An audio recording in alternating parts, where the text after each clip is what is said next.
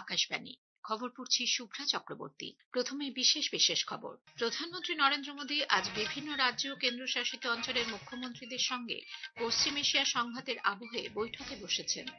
পশ্চিম Asia সংঘাতের প্রেক্ষিতে সরকার diesel ও বিমানের জ্বালানির ওপর রপ্তানি শুল্ক আরোপ করেছে এবং পেট্রোলের ওপর অভ্যন্তরীণ লেভি তুলে নিয়েছে। অর্থ বিল 2026 এবং দ্বিতীয় ব্যয় অনুমোদন বিল আজ সংসদে গৃহীত হয়েছে। প্রবীণ বিজেপি নেতা কেন্দ্রীয় স্বরাষ্ট্রমন্ত্রী অমিত শাহ দলীয় কর্মসূচিতে যোগ দিতে আজ পশ্চিমবঙ্গে আসছেন। পশ্চিমবঙ্গের নদিয়ার রানাঘাটে ভোট কর্মীকে নিগ্রহের ঘটনায় রাজ্য পুলিশের মহানির্দেশকের পাঠানো রিপোর্টের ভিত্তিতে নির্বাচন কমিশন দুজনকে চিহ্নিত ও তাদের বিরুদ্ধে এফআইআর দায়ের করেছে। নেপালে বলেন্দ্র শাহের নেতৃত্বাধীন সরকার নবগঠিত মন্ত্রিসভার নতুন সদস্যরা আজ শীতল নিবাসে শপথ গ্রহণ করেছেন। আসছে বিস্তারিত খবরে। পশ্চিম এশিয়া সংঘাতের প্রেক্ষিতে উদ্ভূত পরিস্থিতি নিয়ে আলোচনা করতে প্রধানমন্ত্রী নরেন্দ্র মোদী আজ বিভিন্ন রাজ্য ও কেন্দ্রশাসিত অঞ্চলের মুখ্যমন্ত্রীদের সঙ্গে বৈঠকে বসেছেন। ভোটমুখী 4 রাজ্য পশ্চিমবঙ্গ, তামিলনাড়ু, অসম, কেরালা ও কেন্দ্রশাসিত অঞ্চল পুদুচেরিতে আদর্শ আচরণবিধি বলবৎ থাকায় এই রাজ্যগুলি বৈঠকে যোগ দিতে পারছে না। ভিডিও কনফারেন্সের মাধ্যমে আয়োজিত এই বৈঠকে সংকটের সময় রাজ্যগুলির প্রস্তুতি এবং পরিকল্পনা খতিয়ে দেখা হবে। দেশ হিসেবে লড়াই করতে টিম ইন্ডিয়ার ভাবনা আরো জোরদার করার লক্ষ্যেই এই বৈঠকের আয়োজন করা হয়েছে। এদিকে মন্ত্রিসভার সচিবালয়ের পক্ষ থেকেও আজ বিভিন্ন রাজ্য ও কেন্দ্রশাসিত অঞ্চলের মুখ্য সচিবদের সঙ্গে পৃথক বৈঠক করা হবে। সরকার ডিজেল ও বিমানের জ্বালানি এভিয়েশন টারবাইন ফুয়েল এটিএফ এর ওপর রপ্তানি শুল্ক আরোপ করেছে এবং পেট্রোলের ওপর অভ্যন্তরীণ লেভি তুলে নিয়েছে। পশ্চিম এশিয়ার সংঘাতের প্রেক্ষিতে আন্তর্জাতিক বাজারে তেলের দাম ক্রমাগত বাড়তে থাকায় গ্রাহকদের স্বার্থ সুরক্ষিত রাখা এবং এগুলির পর্যাপ্ত সরবরাহ সুনিশ্চিত করার লক্ষ্যেই এই পদক্ষেপ। কেন্দ্রীয় পরোক্ষ কর ও সীমা শুল্ক পর্ষদের চেয়ারম্যান বিবেক চতুর্বেদী আজ পশ্চিম এশিয়ার সাম্প্রতিক পরিস্থিতি নিয়ে আন্তঃমন্ত্রক পর্যায়ের এক বৈঠকে বলেন, আন্তর্জাতিক ক্ষেত্রে তেলের দাম যেখানে প্রায় আকাশছোঁয়া, সেই সময় রপ্তানি নিরুৎসাহিত করার জন্যই এই পদক্ষেপ নেওয়া হলো। ডিজেলের ক্ষেত্রে রপ্তানি শুল্ক প্রতি লিটারে 21 টাকা 50 পয়সা এবং এটিএফ এর ক্ষেত্রে 29 টাকা 50 পয়সা ধার্য করা হয়েছে। পেট্রোলিয়াম ও প্রাকৃতিক গ্যাস মন্ত্রকের যুগ্ম সচিব সুজাতা শর্মা বলেছেন, ভারতে বর্তমানে পর্যাপ্ত পরিমাণে অপরিশোধিত তেল রয়েছে এবং পরবর্তী 2 মাসের জন্য এর সরবরাহ বজায় থাকবে।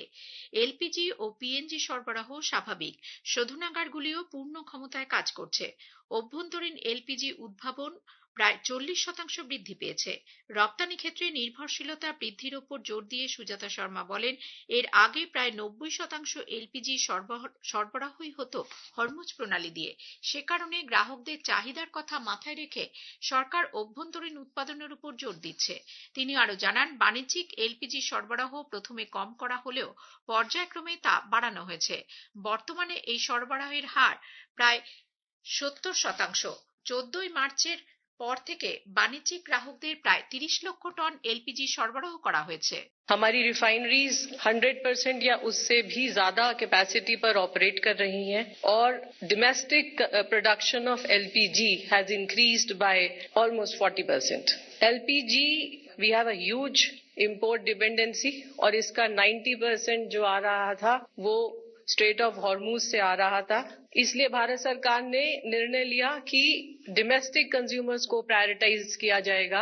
এদিকে বিশ্ববাজারে অপরিশোধিত তেলের দাম আজও ঊর্ধ্বমুখী। ব্রেন্ট অয়েলের দাম আজ 2.6% বেড়ে প্রতি ব্যারেল $110.78 দাঁড়িয়েছে। অন্যদিকে টেক্সাস ইন্টারমিডিয়েটে এর দাম 2.6% বেড়ে হয়েছে প্রতি ব্যারেল $96.90।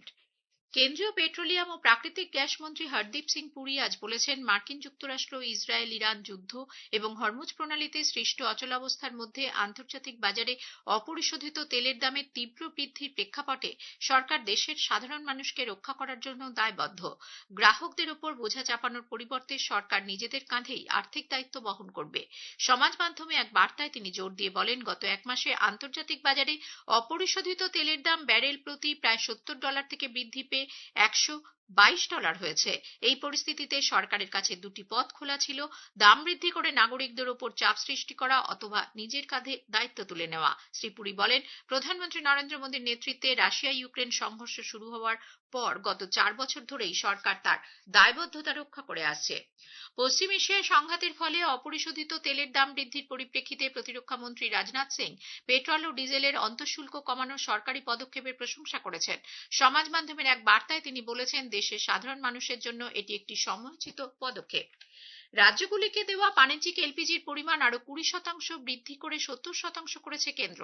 পেট্রোলিয়াম ও প্রাকৃতিক গ্যাস মন্ত্রকের সচিব ডক্টর নীরজ মিত্তাল এক চিঠিতে বিভিন্ন রাজ্য ও কেন্দ্রশাসিত অঞ্চলের মুখ্য সচিবকে জানিয়েছেন, অতিরিক্ত 20% বাণিজ্যিক এলপিজি সরবরাহ রাজ্যগুলিকে যা বাড়ানো হচ্ছে তা ইস্পাত, গাড়ি, বস্ত্র, রসায়ন, প্লাস্টিক এবং রঞ্জক শিল্পকে অগ্রাধিকারের ভিত্তিতে দিতে হবে।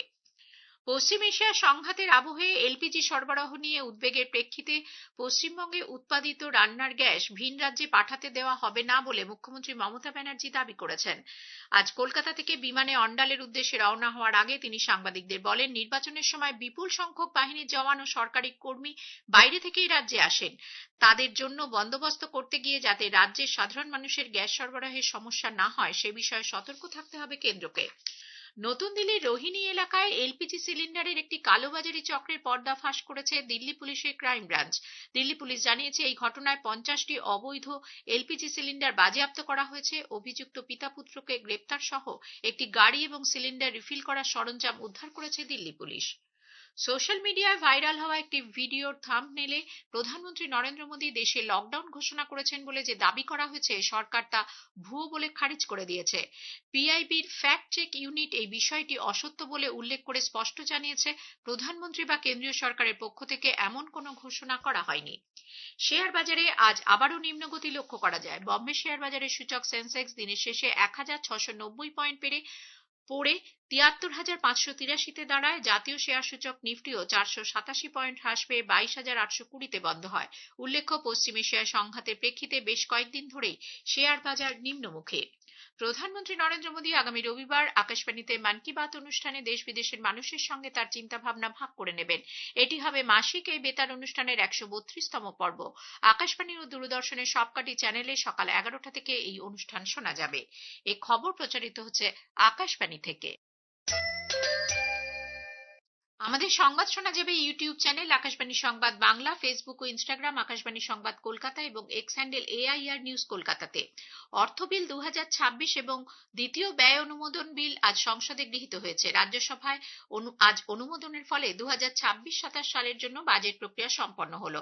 2026-27 অর্থ বছরে কেন্দ্রীয় সরকারের আর্থিক প্রস্তাবগুলি কার্যকর করতে অর্থ বিল অনুমোদনের প্রয়োজন হয়। অর্থ প্রতিমন্ত্রী পঙ্কজ চৌধুরী আজ সভায় বিলটি পেশ করেন। আলোচনাকালে অর্থমন্ত্রী নির্মলা সীতারামন বলেন, সরকার তেলের দামের ঊর্ধ্বগতির আঁচ থেকে সাধারণ মানুষকে রক্ষা করতে চাইছে। আন্তর্জাতিক বাজারে অস্থিরতার মধ্যে সরকার একটি ভারসাম্য রাখার চেষ্টা চালাচ্ছে।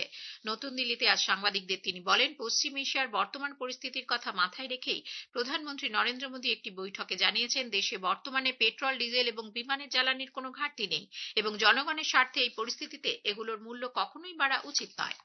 आज इस निर्णय के कारण सप्लाई कमी नहीं होगा। जनता को डीजल भी, पेट्रोल भी, क्रूड भी मिलेगा। और एटीएफ बहुत इम्पोर्टेंट है। भारत देश का एयरक्राफ्ट और हमारी कंपनियों का एक एटीएफ मिलना आवश्यक। माननीय प्रधानमंत्री जी ने इमरजेंसी में एक मीटिंग बुलाई और इस विषयों के ऊपर चर्चा गोष्ठी करके तुरंत निर्णय किए। লোকসভায় আজ দেউলিয়া বিধি সংশোধনী বিল 2025 নিয়ে আলোচনা হয়। 2016 এ সংক্রান্ত বিল সংশোধনের লক্ষ্যে এটি আনা হয়েছে। এই বিলে বিভিন্ন কোম্পানি এবং ব্যক্তির ক্ষেত্রে পদ্ধতিগত বিলম্ব ও ব্যাখ্যামূলক বিষয়গুলি উত্থাপন করা হয়েছে। বিল নিয়ে আলোচনায় অংশগ্রহণ করে বিজেপি সাংসদ জগদম্বিকা পাল বলেন, 2014-এ ভারতীয় অর্থনীতি একাদশ স্থানে ছিল, কিন্তু বর্তমানে তা বিশ্বের চতুর্থ বৃহত্তম অর্থনীতির স্থান দখল করেছে। গত 10 বছরে অর্থনৈতিক অন্তর্ভুক্তিমূলক পদক্ষেপ এবং আর্থিক শৃঙ্খলা বজায় রাখা হয়েছে। কংগ্রেস সাংসদ গোয়াল তাগাদা পাদাভি বলেন, দেউলিয়া বিধি বিল অবশ্যই আরো স্বচ্ছ এবং বিশ্বাসযোগ্য হওয়া প্রয়োজন। তিনি এই বিলটি আরো খুঁটিয়ে পর্যবেক্ষণের জন্য সিলেক্ট কমিটিতে পাঠানোর জন্য সরকারকে আর্জি জানিয়েছেন। প্রবীণ বিজেপি নেতা ও কেন্দ্রীয় স্বরাষ্ট্রমন্ত্রী অমিত শাহ দলীয় কর্মসূচিতে যোগ দিতে আজ রাজ্যে আসছেন। রাত 11:40 নাগাদ তার কলকাতা বিমানবন্দরে পৌঁছানোর কথা। নদিয়ার রানাঘাটে ভোটকর্মীকে নিগ্রহের ঘটনায় রাজ্য পুলিশের মহানির্দেশকের পাঠানো রিপোর্টের ভিত্তিতে নির্বাচন কমিশন কঠোর ব্যবস্থা গ্রহণের নির্দেশ দিয়েছে। মুখ্য নির্বাচনী আধিকারিক মনোজ কুমার আগরওয়াল জানিয়েছেন, এই ঘটনায় জড়িত দুজনকে চিহ্নিত ও তাদের বিরুদ্ধে এফআইআর দায়ের করা হয়েছে। নেপালে বলেন্দ্র শাহের নেতৃত্বাধীন সরকারের নবগঠিত মন্ত্রিসভার নতুন পদাধিকারীরা আজ শীতল নিবাসে শপথ গ্রহণ করেছেন। সুদান গুরুং সে দেশের নতুন স্বরাষ্ট্রমন্ত্রী হয়েছেন। শেষ করার আগে খবরের বিশেষ অংশ আরো একবার। প্রধানমন্ত্রী নরেন্দ্র মোদী আজ বিভিন্ন রাজ্য ও কেন্দ্রশাসিত অঞ্চলের মুখ্যমন্ত্রীদের সঙ্গে পশ্চিম এশিয়া সংঘাতের আবহে বৈঠকে বসেছেন। অর্থ বিল 2026 এবং দ্বিতীয় ব্যয় অনুমোদন বিল আজ সংসদে গৃহীত হয়েছে। খবর পড়া এখনকার মতো শেষ।